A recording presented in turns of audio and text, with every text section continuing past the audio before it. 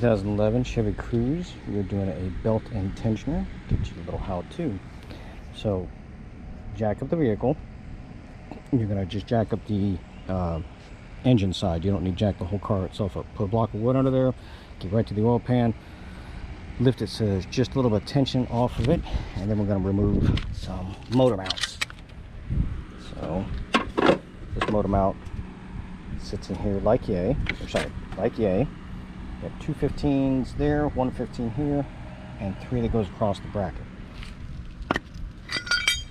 Once that comes out, this bracket is sitting here like yay.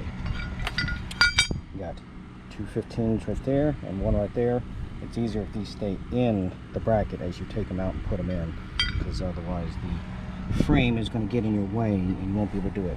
You can jack the car up or jack the engine up a little higher, but I don't like to put a lot of strain on that oil pan down below because it is aluminum. But anyways, take that stuff off and you have free reign here for everything in the belt area. That one bracket does have to come off in order to slip it over the pulley. Otherwise you'll be fighting getting it through the housing. Yeah, it usually doesn't work out that way. So here's our new tensioner. Comes with a locking pin for this spring. It's going to sit on here like yay.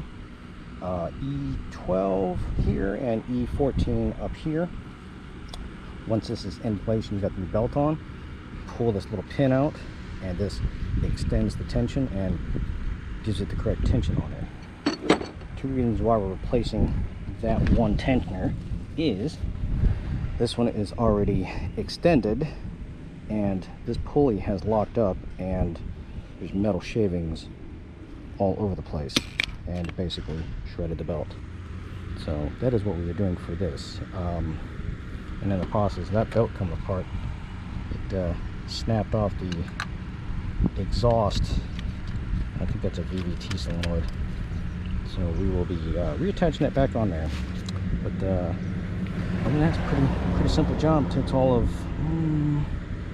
probably have this in and out in about 20-30 minutes total. Taking my time on this. But any questions or comments, please feel free to let me know.